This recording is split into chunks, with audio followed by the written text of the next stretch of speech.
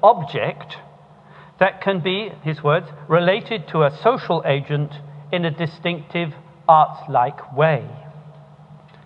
Now, by art-like, Gell means a situation in which it's possible to trace a chain of causal connections running from the object to the agent, whereby the former, the object, may be said to index the latter, the agent. To trace these connections is to perform the cognitive operation of abduction. Now, from my earlier critique of the double reduction of things to objects and of life to agency, it should be clear why I think this view to be quite fundamentally mistaken.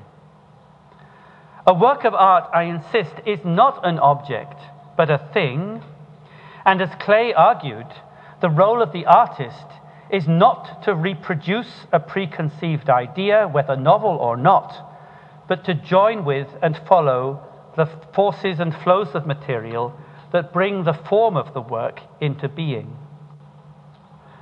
Following, as Deleuze and Guattari point out, is not at all the same thing as reproducing. Whereas reproducing involves a procedure of iteration, following involves itineration. The artist, as also the artisan, is an itinerant, and his work is consubstantial with the trajectory of his or her own life. Moreover, the creativity of the work lies in the forward movement that gives rise to things. To read creativity forwards entails a focus not on abduction, but on improvisation. To improvise is to follow the ways of the world as they unfold, rather than to connect up in reverse a series of points already traversed. It is, as Deleuze and Guattari write, to join with the world or meld with it. One ventures from home on the thread of a tune. Life for Deleuze and Guattari issues along such thread lines. They call them lines of flight, or sometimes lines of becoming. But critically, these lines do not connect. A line of becoming, they write, is not defined by the points it connects or by the points that compose it. On the contrary, it passes between points. It comes up through the middle. A becoming is neither one nor two, nor the relation of the two. It is the in-between, the line of flight running perpendicular to both. And in a footnote, they have a little diagram, which I've copied out here, which explains the idea. A and B might be two objects, two things, whatever, and one might draw the connection between them, but the line of flight is going in this direction, perpendicular to both of them. It might be in one of their images that these are A and B are the two banks of a river. So you can think about the connection across the banks, but the river is flowing this way and pulling away at the two banks as it flows. This one here describes well, in my mind, it describes me playing the cello, and this is the flow of the melody. There's a connection, a very close one, between my body and the bow and the instrument.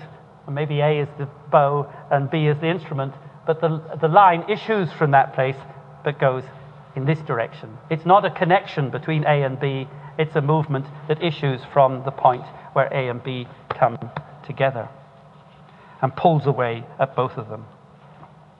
So in life, as in music or painting, the movement of becoming, that is the growth of the plant from its seed, the issuing of the melody from the meeting of cello and bow, the motion of the brush and its trace, points are not joined so much as swept aside and rendered indiscernible by the current as it sweeps through. Life is open-ended in that sense.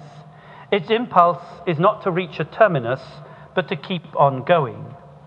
The plant, the musician, or the painter, in Deleuze and Guattari's terms, hazards an improvisation. However, the thing is not just one thread, but a certain gathering together of the threads of life, as I showed right at the beginning with the example of the tree. Deleuze and Guattari call it a hakeyati. But if everything is such a bundle of lines, what then becomes of our original concept of environment? What is the meaning of environment in the EWO, the environment without objects? Literally, an environment is what surrounds a thing. And yet you can't surround anything without wrapping it up, converting the very threads along which life is lived into boundaries within which it's contained. So instead, let's imagine ourselves, as did Charles Darwin in The Origin of Species, standing before, and this is his words, the plants and bushes clothing an entangled bank. Observe how the fibrous bundles comprising every plant and bush are entwined with one another so as to form a dense mat of vegetation. So what we've been used to calling the environment reappears on the tangled bank as an immense mat of tangled lines. And precisely such a view was advanced by the great Swedish geographer Torsten Hägerstrand, who imagined every constituent of the environment, humans, animals, plants, stones, buildings, as having a continuous trajectory of becoming. As they move through time and encounter one another, the trajectories of diverse constituents are bundled together in different combinations.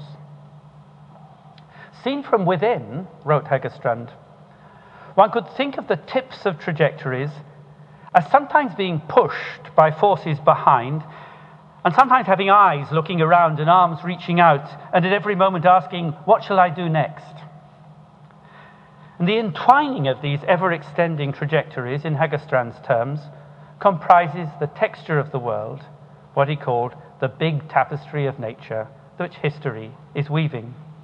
And in this tapestry, there are no insides or outsides, only openings and ways through. Like Darwin's entangled bank, Hägerstrand's tapestry is a field not of interconnected points, but of interwoven lines, not a network, but what I shall call a meshwork.